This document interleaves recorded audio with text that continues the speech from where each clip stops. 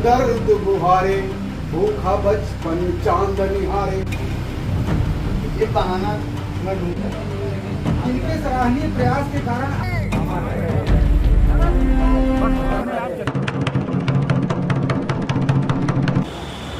नमस्कार, जय हिंद, जोहार। मैं विनय पांडे और आपने देखना शुरू कर दिया है मुनादी चौपाल।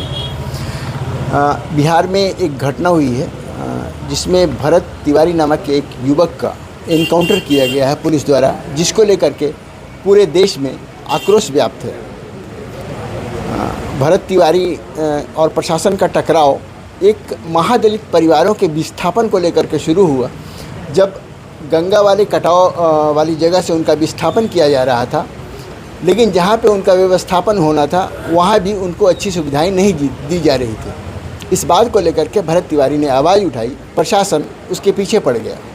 बहुत सारी चीज़ें हुई, आपने रील में देखा होगा, और बहुत सारी चीज़ें हैं। आज यहाँ रायगढ़ में विप्र समाज के लोग उसे श्रद्धांजलि देने के लिए आए हुए हैं।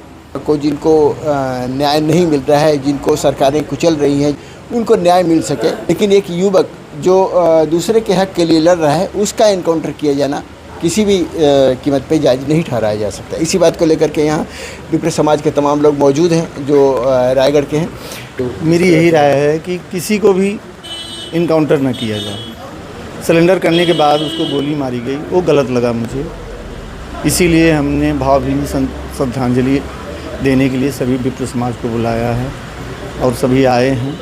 सभी ने 2 मिनट का मौन रखा है और हम अभी नदी में, केलो नदी में दीप दान करेंगे सभी लोग मिलकर। इसके लिए किसी को दोषी किसी नहीं, संस्थाएं जो हैं दोषी हैं, वो किसी को दोषी नहीं, किसको दोषी मानेंगे। मन में आक्रोश तो निश्चित तौर पे एक युवा, उत्साही युवा, जो समाज की मूलभूत एक आवाज़ उसने जो है प्रशासन के सामने लाई थी, और असंवैधानिक तरीके से, जिस तरीके से मैं यह निश्चित तौर पे कहूँगा कि जो हत्या हुई है, इसका पूरा विप्र समाज विरोध करता है। तो अकेले एक भरत तिवारी नहीं है, आज के समाज के हर तबके के लिए अगर कोई आवाज़ उठाने वाला एक व्यक्ति सामने आता है तो क्या उसके साथ ऐसा होना चाहिए?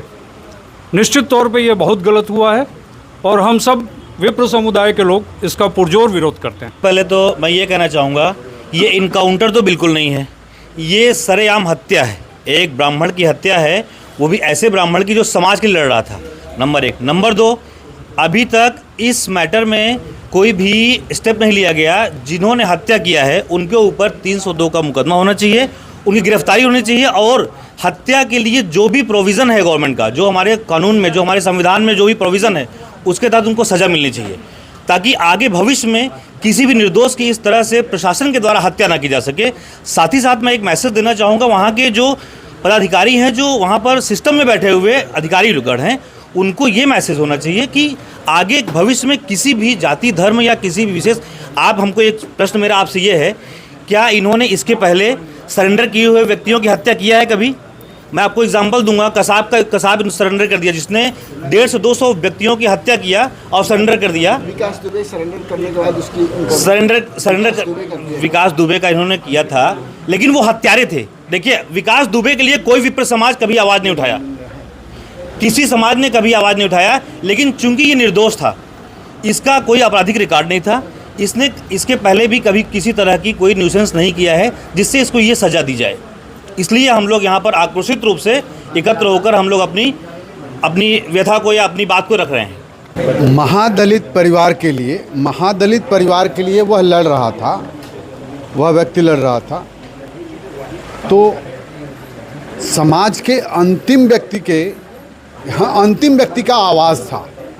इस पर मैं बस 2 पंक्तियाँ डॉक्टर हरिओम पवार जी की कोड करता हूँ। हर चौराहे से आती हैं आवाज़ें संतरासों की, पूरा देश नज़र आता है मंडी ताज़ा लाशों की। हम सिंहासन चला रहे हैं रामराज के नारों से, मदिरा की बदबू आती है संसद की दीवारों से। बस इसको समझ लीजिए, इन पंक्तियों का अर्थ समझ लीजिए, आज के प्रशासन का चरित्र समझ में आ जाएगा। और इसको हत्या किया गया है, इसके लिए सरकार पूर्णतः दोषी है।